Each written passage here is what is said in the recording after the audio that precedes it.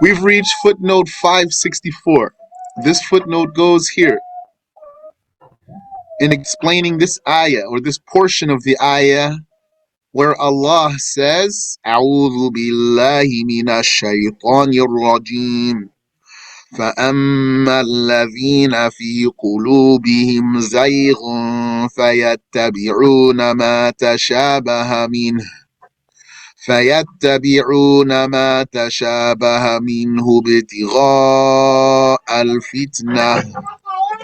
ابتغاء الفتنة وابتغاء تأويله. As for those in whose hearts is perversion or perversity, deviance, they pursue what is ambiguous therein, yani in the Quran. They pursue, yani they track what is ambiguous in the Quran, seeking sedition and seeking its ta'wil. So we're here, footnote 564. As for those in whose hearts is perversion or deviation, the Arabic word is zayg. Footnote. The tribulation or sedition here refers to deviation, zayg, which is that they seek to throw others into a forbidden matter.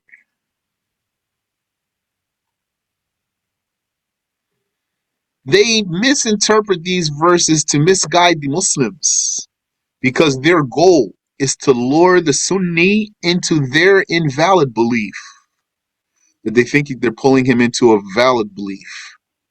That's the lack of self-awareness. That's how Allah will misguide someone. He won't realize he's misguided one. The people who have deviation in their hearts are Ahlul Ahwa. The people of the Ahwa. Ahwa is plural of Hawa. Hawa means desire, or some might translate it as whim.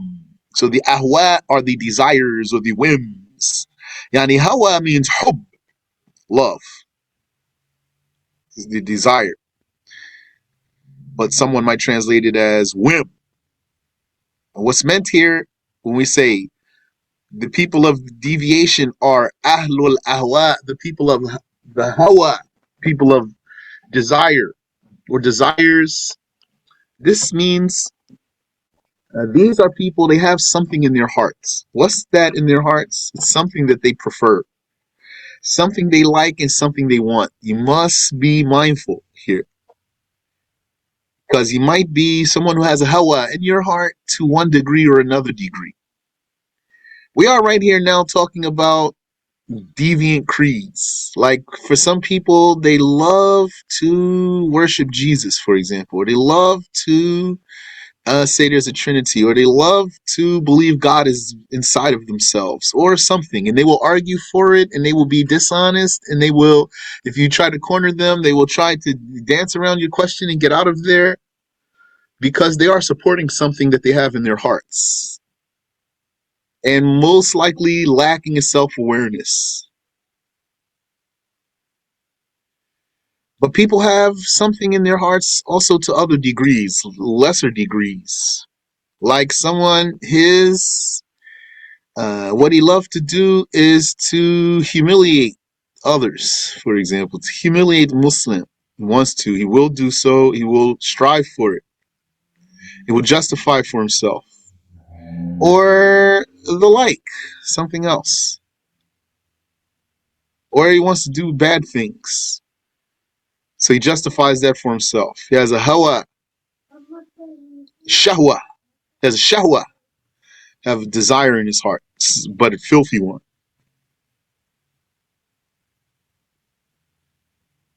Like the Mu'tazila and others.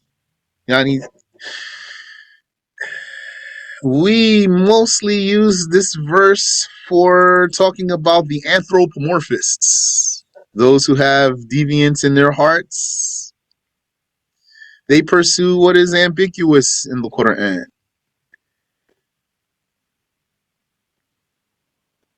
But it's not limited to the anthropomorphists. Inshallah, soon, to give you a heads up, Tuesday, we are these days going over Al-Mu'taqad As-Saghir by Ibn Khafif. We should be done that soon.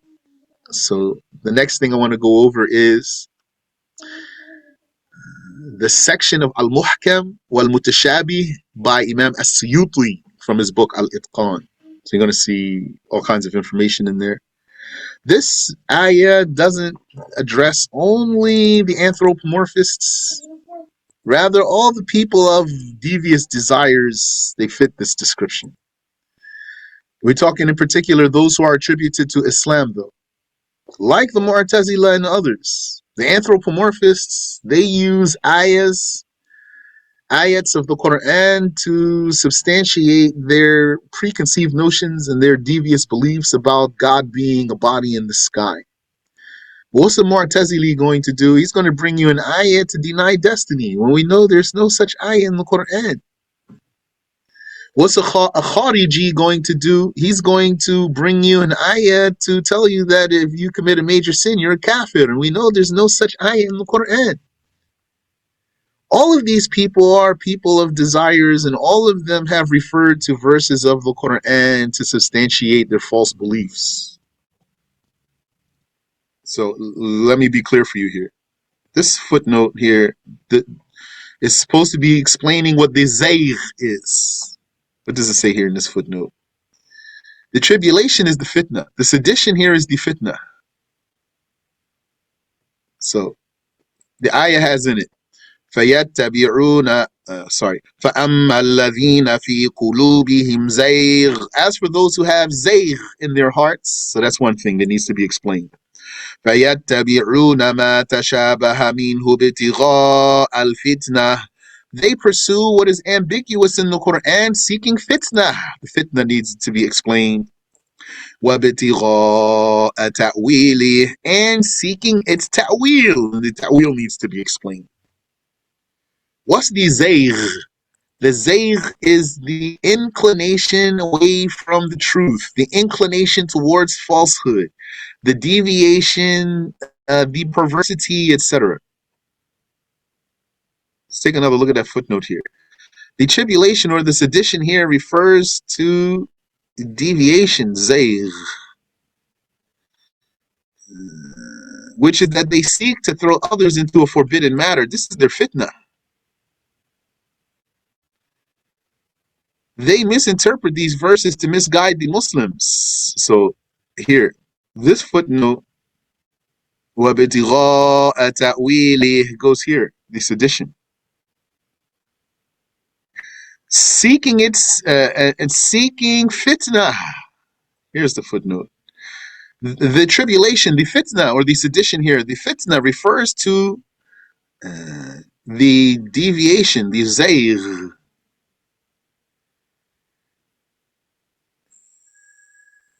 which is that they seek to throw others into a forbidden matter. The seeking is the ibtigha. Ibtigha is seeking. For the purpose of ibtigha al-fitna, for the purpose of fitna. What's their fitna? To throw others into something forbidden. What? Into their own creed is what they are wanting to pull the Sunni into. To pull the Sunni into their own creed. So this footnote goes to the fitna. Let me just adjust this here. The tribulation or the sedition here that they seek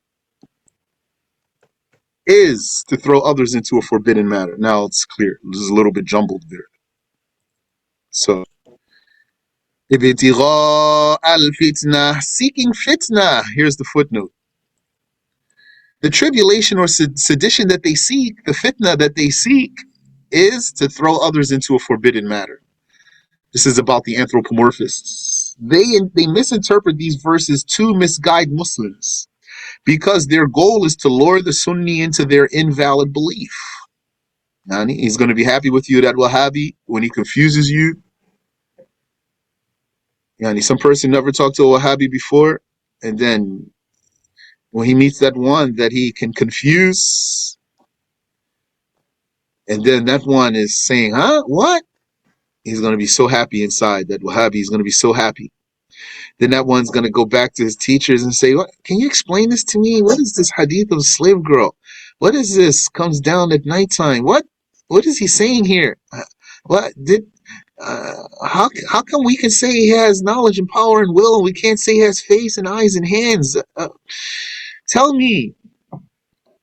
So the Wahhabi would be very happy here to confuse that one. And then, of course, if that one will leave the right belief and come to his side, then he will be very satisfied. This is their fitna.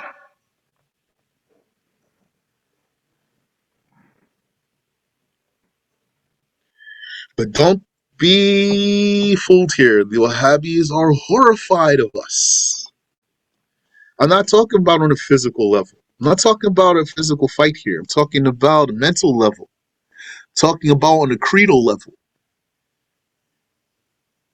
They are shook. The toughest, roughest Wahhabi out there when it comes to these matters, he is a baby. He will be frightened. So don't take that for granted. If he sees you have knowledge, you know how to answer some things, he will be very afraid. He will be very disturbed and very frustrated with you. Use that to your advantage. All right, here's the next footnote. وَابْتِغَاءَ تَأْوِيلِهِ, and seeking its ta'wil. So we have been talking for weeks now in the process of covering these footnotes. What ta'wil means, according to one recitation, ta'wil means one thing. According to another recitation, ta'wil means another thing. What do we have here in this footnote? Do we have any extra information here? It says the word ta'wil can have several meanings, such as interpretation, meaning inferring, or so just tafsir. The word ta'wil can mean tafsir, interpreting. Let's say the ta'wil of this, meaning the tafsir of this is such and such. And it can mean inferring a meaning other than the apparent meaning. That's the second meaning. Not the same thing necessarily. And it can mean to infer a meaning other than the apparent meaning. And it can mean the manifestation or the time of occurrence.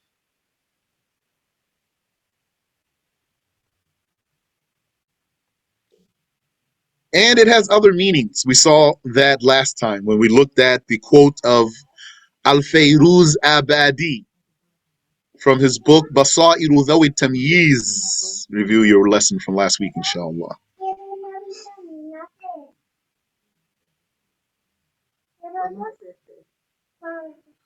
Linguistically, ta'wil is the source noun. Masdar is the source noun for awwala. Awwala yu'awwilu ta'wila. It comes from, so the awwala is not the first form as people coin. It comes from ala ya'ulu, awlan wa iyalan. Ala, to return. Ar-rujur, to come back. Ala ya'ulu, or could mean to become. To become. Ala ya'ulu. To return or to become. Rujur or sayrura. And there's also other meanings for ala ya'ulu, awlan. That's first form, meaning just 3 letters. Awwala has 4 letters. Hamza, wow, lam. But you write only one wow with a shadda. But really there's 2 wows there. There's 4 letters. Ala is only 3 letters. Ala ya'ulu. So that's the original verb there. Awwala is after ala. So ala, that's why it says it comes from ala ya'ulu. There are also other meanings for it. As for tafsir, or interpretation, it lit tafsir. The word tafsir, not the word ta'wil, the word tafsir. Tafsir means literally to uncover or to expose. This does not necessitate that the expression would be ambiguous. Yani, to give a tafsir doesn't mean that what you are explaining is unclear in itself. In other words, it is possible to clarify something that's already clear. Scholars said, it is possible to clarify something that's already clear. Take that, that's useful for you. You'll find yourself one day clarifying something that's already clear if you haven't done it before. It may be understood and thus be clarified further by way of tafsir. Take laysa kamithlihi shay, for example. Nothing is like him. It's clear, but you can elaborate. Concerning their religious meanings, some, like Abu Ubaid, said that they are one and the same. Yani some said ta'wil and tafsir mean the same thing. Others, like Ar-Raghib al-Asbahani, said that tafsir is more general and is more often used for specific words, yani units. Whereas ta'wil is used for concepts and sentences.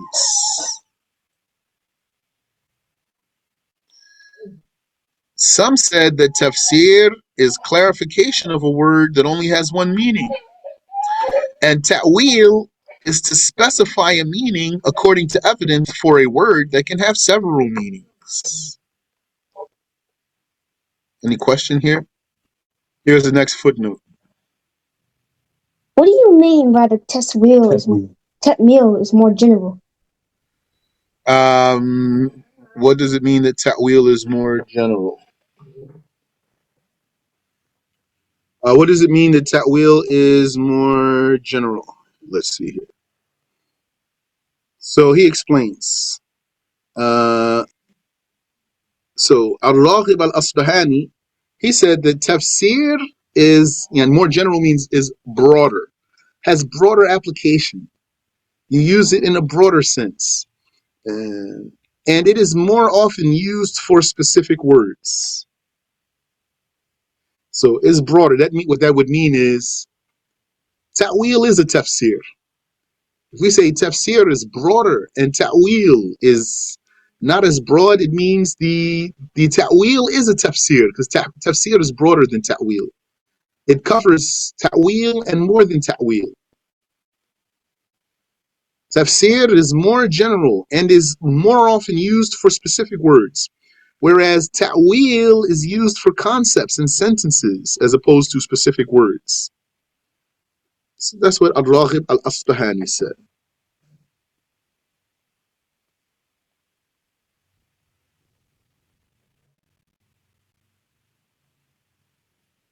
That's clear, inshallah. Inshallah. Wa alaikum salam. Wa alaikum salam wa rahmatullah. Was that in that footnote that you just read? Yeah, well, yeah, here. Others, like Ar-Raghib al-Asbahani, said that tafsir is more general, meaning broader. Yani I can put that word there. Maybe that's easier. It's broader, meaning broader than tafsir. We're talking about ta'wil versus tafsir. Tafsir. Let me say that again. Others, like Ar-Raghib al-Asbahani, said that tafsir is broader. So we're talking about tafsir versus ta'wil. Tafsir. Mm-hmm.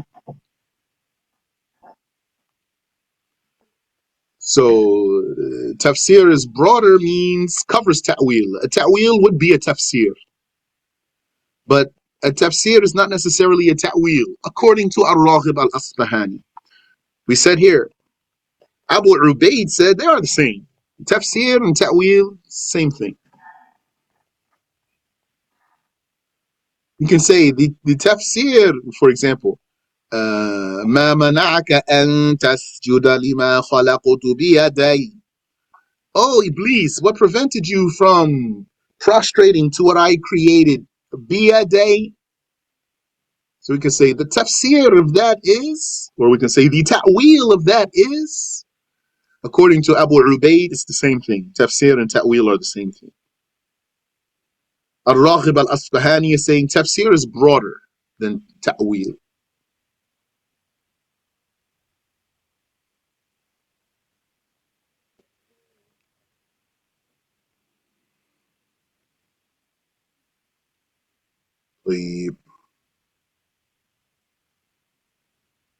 And that takes us out of the chapter of the Muhkam and Mutashabih, or the attributes that are known by the mind and not by the attributes that are known by the text and not by the mind. وَسُبْحَانَ wa bihamdih. But I want to read this quote here of Ibn al-Hassar before we move on. He says, he's commenting on this part of the ayah. فَأَمَّا الَّذِينَ فِي قُلُوبِهِمْ زَيْغٌ فَيَتَّبِعُونَ ما تشابه منه ابتغاء الفتنة وابتغاء تأويله. As for those in whose hearts is perversion or deviation, they pursue what is ambiguous therein, they track what is ambiguous in the Quran, seeking fitna, sedition, and seeking its ta'wil. Ibn al-Hassar says,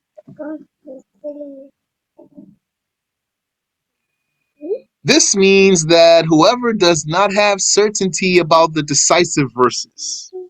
So imagine a person who's not sure about Laysa kamithlihi shay. You don't have to imagine hard. That's the case of a Wahhabi. He's not sure about the meaning of this. He might think he is, though. Whoever does not have certainty about the decisive explicit verses, and in his heart there is doubt and insecurity, his recreation, his pastime, is following up what is problematic, pursuing what is problematic. Yes, Allahu Akbar. And ambiguous. That's how some people are, even not concerning mutashabih verses. Like some people, they send me questions. It's like they are looking for something. They are searching. They are trying to find within any nook and cranny to pull out some question of confusion. That's their pastime. Those bother me. What the lawgiver meant by them was for one to first understand the decisive. What the lawgiver, that's Allah, a-Sharia. What Allah meant by these ambiguous verses was for one to first understand the decisive and to advance the references, to give priority to the proofs and to what's clear. Then, when certainty takes place and the knowledge becomes rooted, you would not take issue with what is ambiguous to you. Yes, you're going to say, Allahu A'lam, I don't know what it means. And I'm firm in my creed. I'm fine. My not being sure what that means doesn't bother me at all. The intent of this one, this deviated one, this one that has deviation in his heart, his intent is to advance what is problematic and to understand what is ambiguous before understanding the references, which is the opposite of what is rational. And it is the opposite of what is usual. And it is the opposite of what is recommended by the religion, etc. Till the end of his quote. That's a nice quote there. MashaAllah. وَسُبْحَانَ اللَّهِ وَبِحَمْدِهِ. Now that brings us into the chapter of the names of Allah. We still have some footnotes here.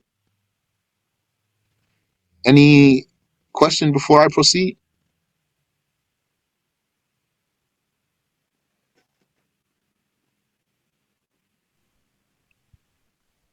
السلام عليكم شيخ. وعليكم السلام ورحمة الله. Who's Ibn al-Hassar? I'm not familiar with him. Ibn al-Hassar, I don't have any biography to share with you. But the quote itself is taken from Al-Itqan fi Ulum al-Quran by Imam As-Suyuti. Okay, thank you very much. Barakallahu You're welcome. fiik. Ameen wa fiik. I wanted to ask you a question about Will in reference to a sentence. Could you clarify that for me? Ta'wil in reference to a sentence. Okay. Mm, Or concept, whatever's yes. easier.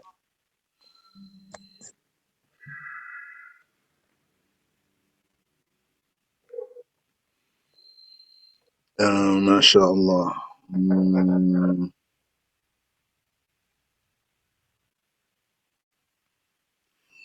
let me think, inshallah ta'ala. If something comes to me before the end of the lesson, I'll mention it for you. Barakallahu fikum, Sheikh. Thank you. I mean, wafikum, you're welcome. Now, here's the next footnote in the next chapter about the names of Allah. This footnote goes here. Al-Ash'ari and Al-Baghdadi said, Al-Asma' wa Sifat Tawqifiyah. The names and attributes are Tawqifiyah.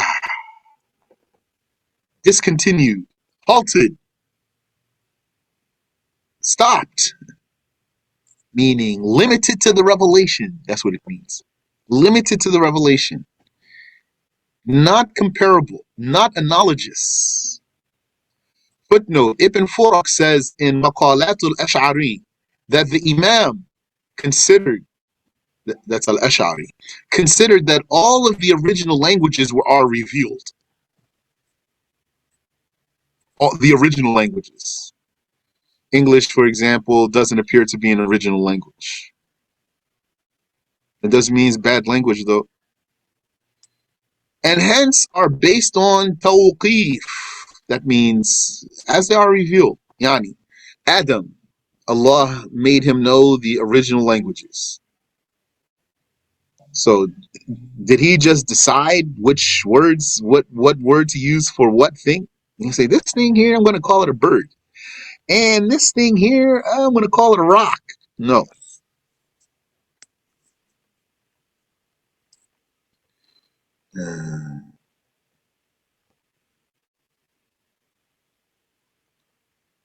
So the original languages, according to Al-Ash'ari, they are revelation themselves. They are not terminology originated by man. Because had they been, it would lead to a series of events that have no beginning, tasalsul, a beginningless chain. To say that the words of the original languages are man-made leads to tasalsul, because it is not possible for them to use an expression as terminology except by an expression or a signal. Yani, either they did not already have a word for the thing they are bringing a word for, or at least have some sign language for it.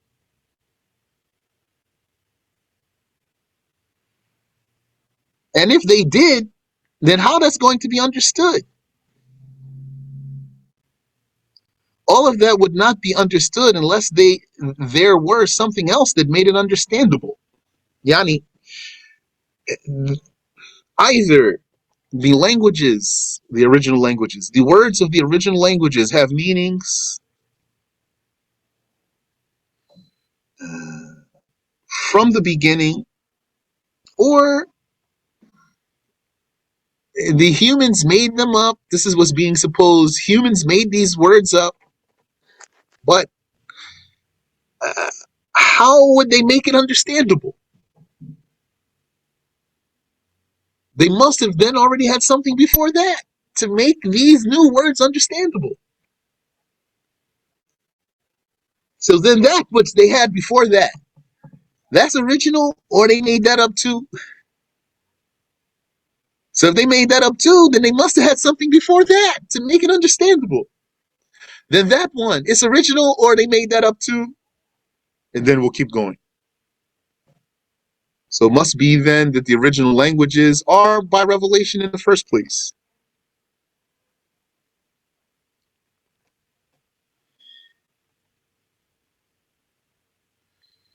So it is not possible for them to use an expression as terminology except by an expression, another expression, or a signal.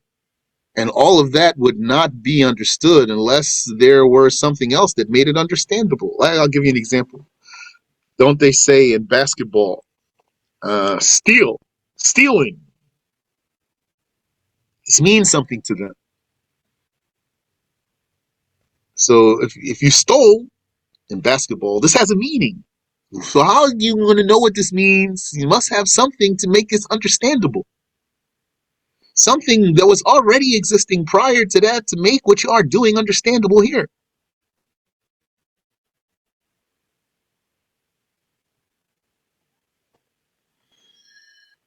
So it would not be possible for them to use an expression as terminology except by an expression or a signal. And all of that would not be understood unless there was something else that made it understandable, and so on.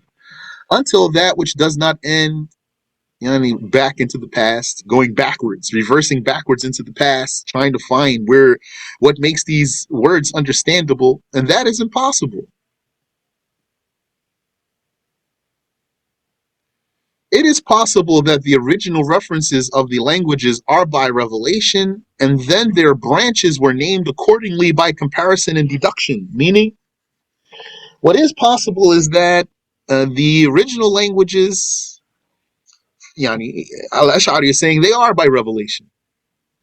But then the next instance of something, when we give the next thing a name, how is that by a qiyas, comparing the second thing to the first thing? Then we use the word that was already established, that was not made up by a human, for a second instance of something. This is what he's saying.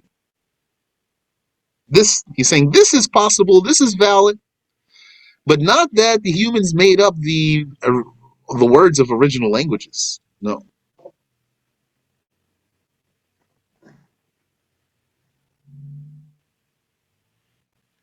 Okay. Any question here?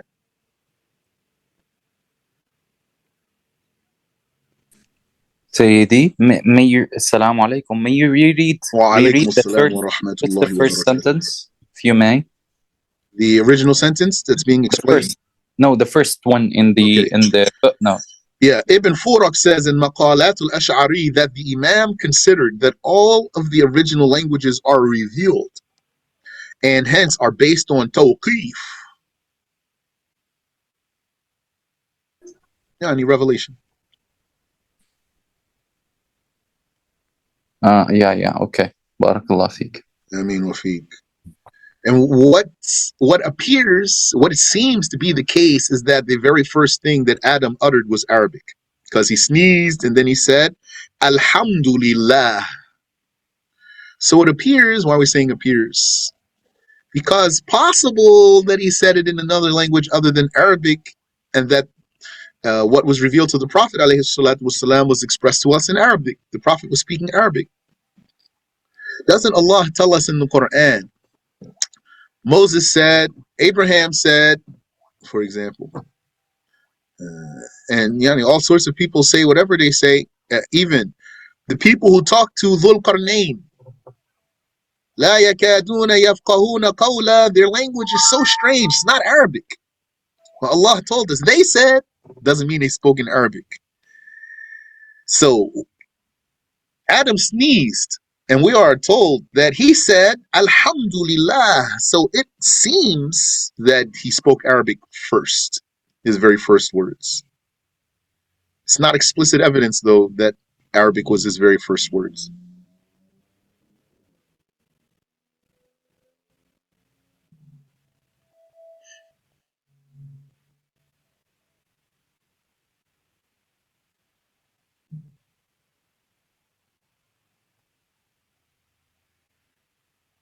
And here's the next footnote.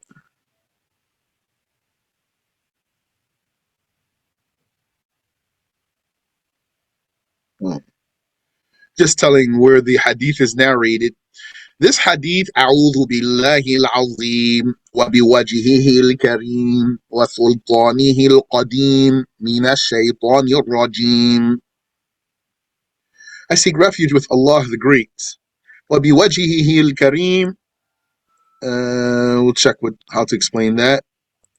وَسُلْطَانِهِ الْقَدِيمِ, and with his qadim, his eternal dominion, I seek refuge with Allah, and I seek refuge with his wajh, that's kareem, and sultanihi al-qadim, his dominion, that is qadim, eternal, mina shaytanir rajim, from the accursed devil.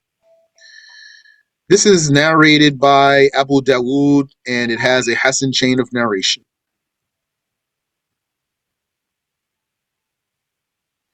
Yes, this was mentioned in the hadith about Adam, that when Adam sneezed, he said, Alhamdulillah. Then the angel said, Yarhamukallah.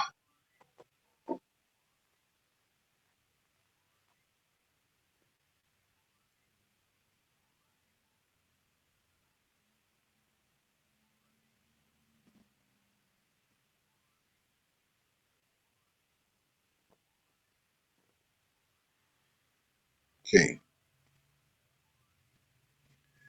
Next footnote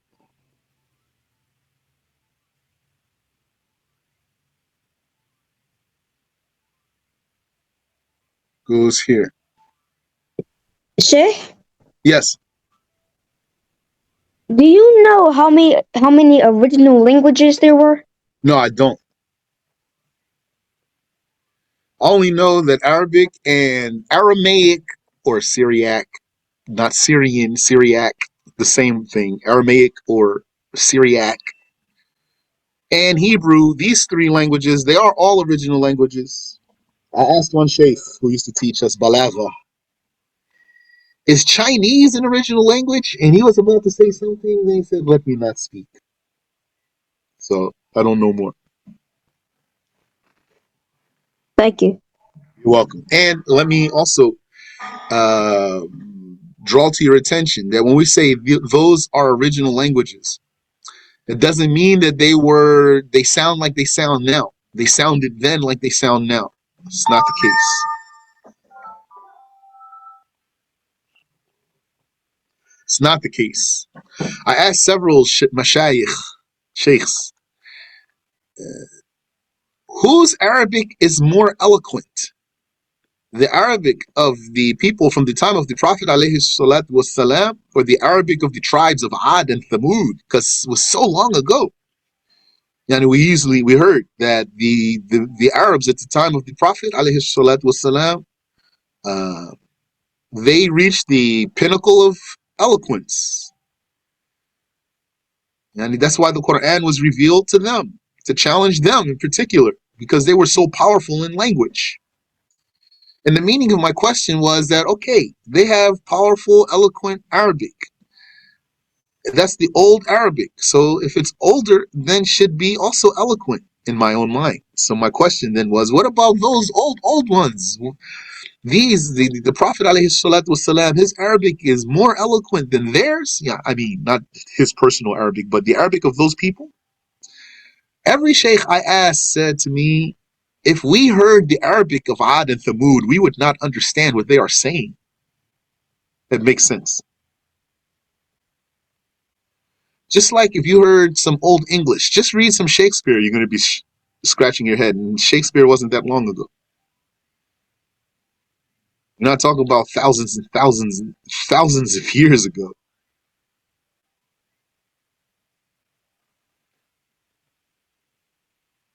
Thank you. Barakallahu feek. You're welcome, Ameen Wafiq.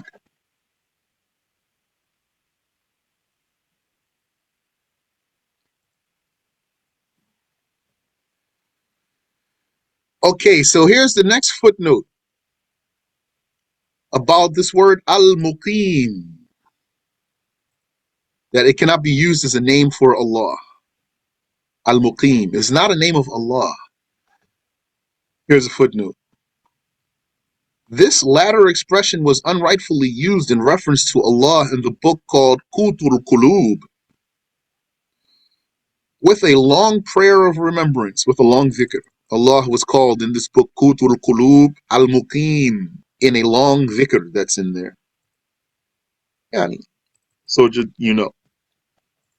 Then you're going to probably run across some person who claims to be a Sufi, and if he called Allah al-Muqim and you said to him, You can't say that.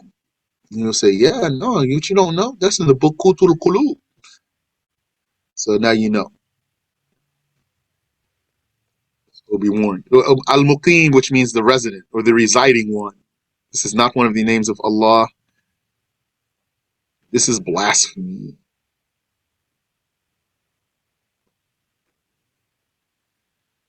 All right. Now, do we have some more unfinished footnotes? So I can say, you got me confused now. Wa alaikum salam. Say again, please. Just have me confused.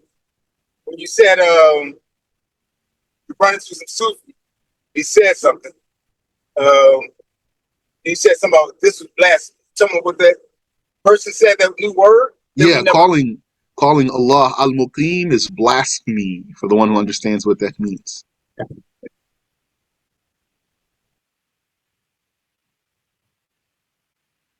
Here's our next footnote that needs to be checked.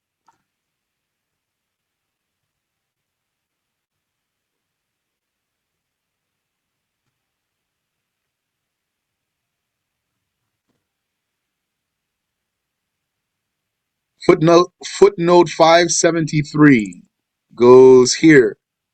For the name of Allah amongst his 99 names, Al-Wakil. Al-Wakil is who gives satisfaction and is relied upon. So the footnote says, the meaning of this formula, this dhikr, Hasbi Allahu wa ni'mal wakil, is Allah suffices me, and He is enough for me, and He is the best to rely upon. Okay, then it goes into the meaning of reliance. Reliance is called in Arabic tawakkul and i'timad. Yeah.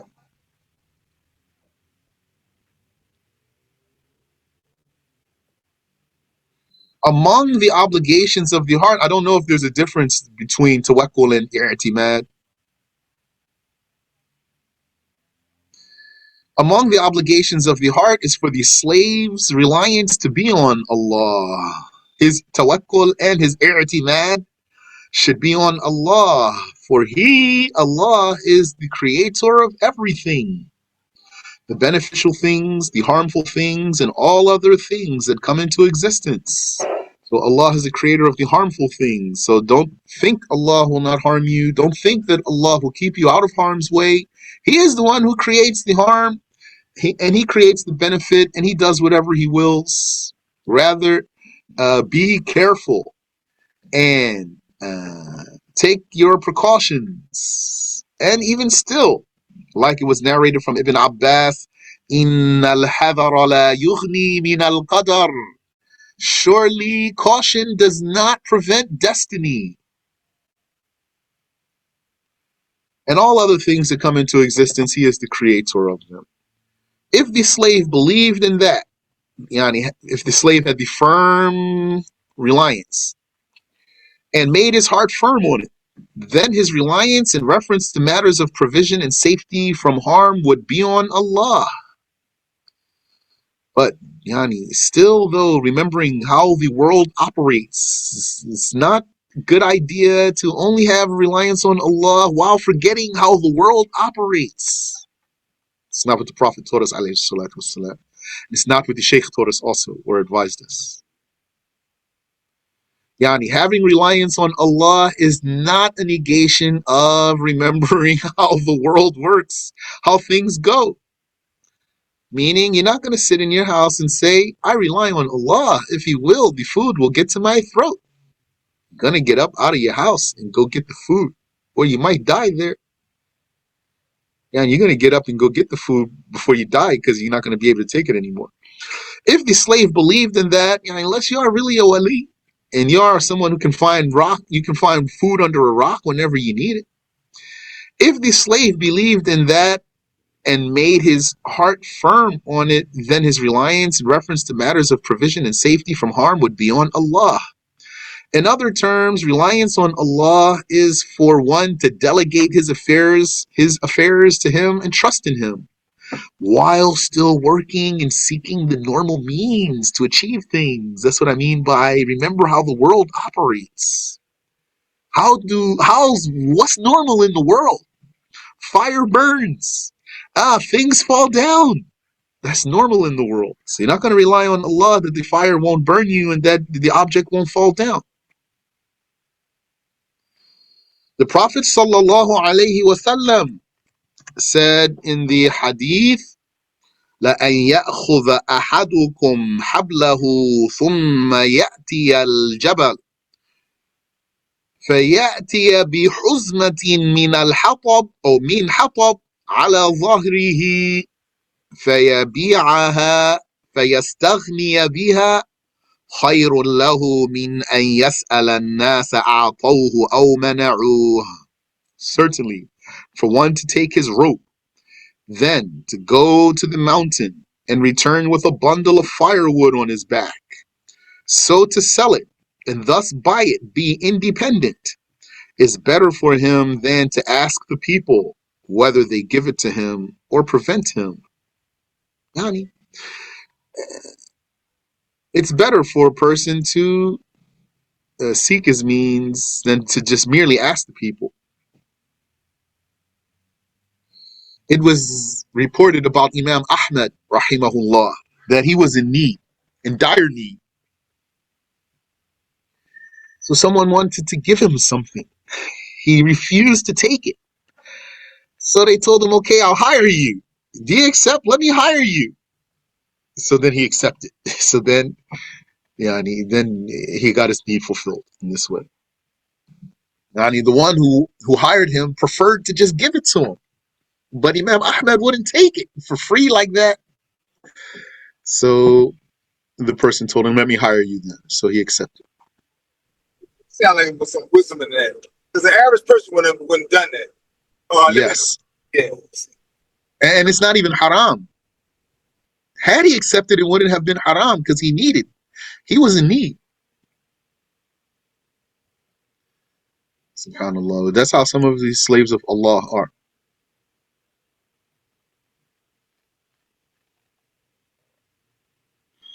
Those are praised in the Quran.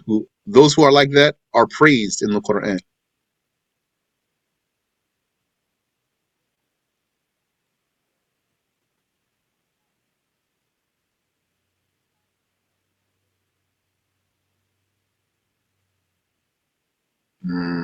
This next footnote is lengthy, so I think we should stop here.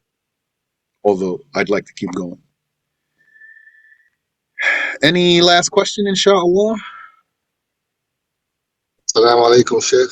Wa alaikum assalam wa rahmatullahi wa barakatuh. Just getting back to what you said, al-muttaqeen. I'm not familiar with that one. Can you explain why it's considered blasphemy? If you want al-muqim. Al-muqim, sorry. Yeah, al-muqim means the one, the resident, the one who is residing somewhere. Oh, in a place, you mean? Yeah. Okay, got it. Yeah. Barakallahu fik. I mean, wafi. Sheikh, can you please repeat the hadith you mentioned? Innal hazara la yughni anil qadar. Is it min al qadar? Min al qadar. Yeah, that's how I memorized the hadith. You're welcome. Innal hazara la yughni min al qadar. Wa inna ad-du'a la yadfa'u al qadar. Oh, sorry again. Yeah. Wa inna ad-du'a la yadfa'u al qadar. Meaning. Okay. And the meaning of this statement here refers to both the qadar mubram and the qadar al-mu'allaq. Al-qadar al-mubram and al-qadar al-mu'allaq. The first instance, the first time it's mentioned here is the qadar mubram, definitive, inevitable destiny. Inna al-hadara la yughni min al-qadar. Surely, caution does not prevent destiny. So that's the definitive, inevitable destiny. وَإِنَّ الدُّعَاءَ لَيَدْفَعُ الْقَدَرَ. And surely, supplication, pushes destiny, the conditional or pending destiny, meaning if you do this, if you go right, then this is what will happen. If you go left, then this is what will happen. If you make dua, then this is what will happen. If you don't make dua, then something else will happen. That's what it means. Thank you very much. Barakallahu fiqh. You're welcome. Ameen wa fiqh. Sheikh, Yes. what does Allahu Rabbi la ushriku bihi shay'a translate to in English? Allahu Rabbi. So Allahu, that's the name of Allah. Allahu Rabbi, Allah is my Lord. Allah is my Lord. La ushriku bihi shay'a. I do not associate with him anything. That's it. I think maybe next week we might be finished. Wait, can you say that again? Yeah. It means Allah is my Lord. I do not associate with him anything. Thank you. You're welcome. Barakallahu fiqh. Ameen wa fiqh. I think Sheikh next week. Matt, Yes, go ahead, please. please, is this up where we can review and you're giving the lessons orally? The file. Yes. With you reviewing like you're doing today, talking to us. Well, it's recording right now. So when we finish the lesson, we will just need a few moments to finish processing the recording. And then I'll post it on YouTube, inshallah. Ameen wa fiqh. So we should look under Knowledge 01 or Ask to Know. Okay. Yeah. The YouTube channel, Knowledge. Okay, thank you. You're welcome. Will all the other back classes be on there? Yeah, except for the ones that I forgot to record. Every now and then we forgot to record. Those are missing. But everything else is there. There's there's a playlist for the outstanding reference. There's over 200 recordings in there. Barakallahu bikum. Thank you. And now, since you're asking me, reminded me that you asked me a question. So an answer came to my mind. Now let me really think of that answer. What came to my mind?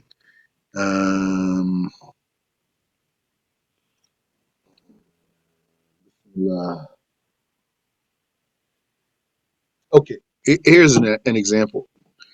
Allah says, صراط الذين أنعمت عليهم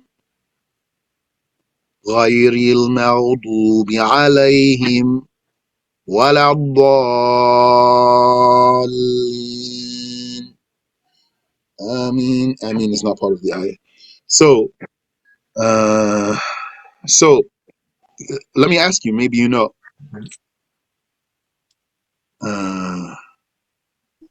Al-Maghdubi alayhim in Surah Al-Fatiha. Do you know what's the tafsir of this word? Al-Maghdubi alayhim. One might translate it as those whom you are angry with, O Allah. Those who have incurred your wrath, O Allah. Maybe someone translated this way. What's the tafsir of this word? Al-Maghdubi alayhim. Do you know? No, Sheikh. It's the Jews. Oh, okay. Wal-Addallin. What's the tafsir of Addallin in Surah Al-Fatiha? Those who incur those who incur injustice? La. Addallin, very literally, Addallin means the misguided ones or the lost ones. Okay. What's the tafsir of Addallin in Surah Al-Fatiha? Anyone know? Yes, Sayyidi, Christians. Yeah. This is the Christians. So that's tafsir of the word. Addallin means the Christians. Understood. That's the tafsir of the word. Al-Maghdubi alayhim is the Jews. So that's the tafsir of the word. What about an entire sentence explaining what the sentence means? Now something's not coming to my mind quickly. I don't want to have dead air while you're waiting. But keep those in mind, what you learned today. As you keep Yes, learning, one day, inshallah, something will pass you, will fill the gap for you. yes, You'll say, battlefield. that's an example right there. Yes, yeah. Once, subhanallah, didn't the Shaykh say in the summary of obligatory knowledge, didn't he say, these 13 attributes were mentioned repeatedly in the Quran and the Hadiths explicitly and implicitly. Yes, this is what we learned. So, what's an example of implicitly? Once I was in a lesson, and this is after years of having learned Mukhtasar. I was in a lesson, and an ayah came past me. Ibrahim said to his father, Ya abati lima ta'budu ma la yasma'u wa la yubsiru wa la yughni anka shay'a. I said, this fits right there. Implicitly, what the ayah means. Ibrahim said to his father, Oh father, why do you worship what does not hear and what does not see? So what that implies, that the one who deserves worship should be attributed with hearing and sight. My point is, sometimes you might hear something like a rule, for example, and you don't get an example. But if you understand that rule and you keep learning, something will pass you and it will fill the gap for you. Understood. It's like Barakallahu an feekum. aha moment. Yes. That's if Allah gives you comprehension. True. Shaykhi, what was the question of the sister? The question was, her question somewhere in the beginning or middle of the lesson was, we said that according to Ar-Raghib al-Asbahani, let me pull up the statement here. Others like Ar-Raghib al-Asbahani said that tafsir is broader than ta'wil and is more often used for specific words. Whereas ta'wil is used for concepts and sentences. So at the moment she asked me, I didn't have something in mind. What's an example? I said, let me think. Then throughout the lesson, something came to my mind, but then it left me again. So then now I just thought, and Allah made me think of the example of Al-Fatiha. Something for a specific word. What's the meaning of Al-Maghdubi alayhim? It's the Jews. That's the tafsir, according to Ar-Raghib al-Asbahani's way of defining these words. And the tafsir of Al-Maghdubi alayhim is the Jews. And the tafsir of Ad-Dallin is the Christians. Or used for specific words. Whereas ta'wil is used for concepts and sentences. And the more you learn tafsir, stay in the tafsir lessons, then you'll see examples of those. We'll see both of those. We'll say, what does this ayah mean? It means such and such. We'll explain what does the sentence mean or what does the word mean.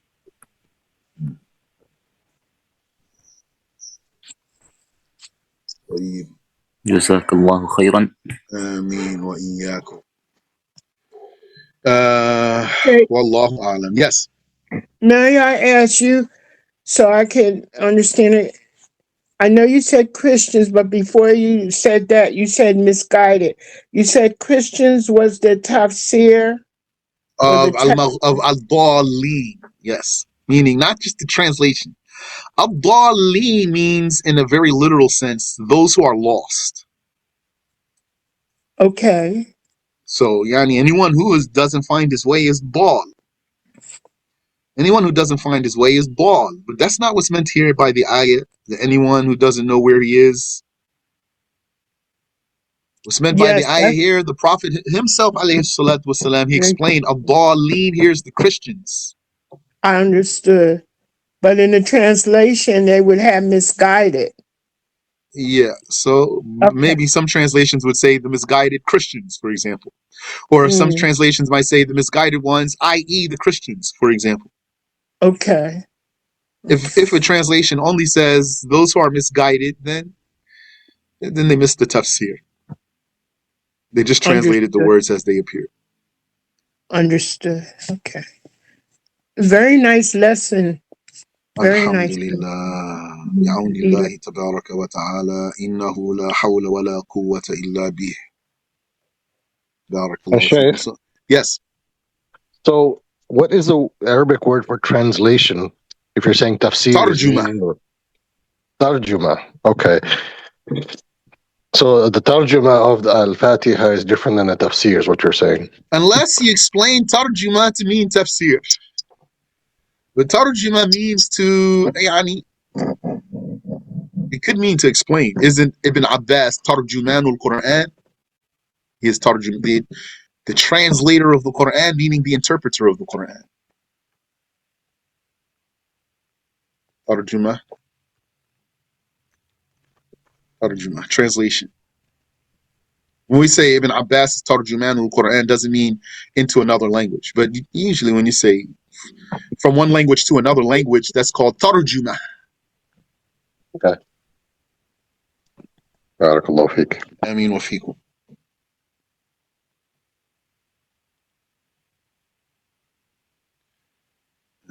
Yeah. So looks like we'll be done this book maybe in 2 weeks. This next week or maybe 2 weeks. There's just a little bit of footnotes left. And then we'll be done with this book. I miss it already, mashallah. Then we'll see what we do after that. Wa subhanallahi wa bihamdi.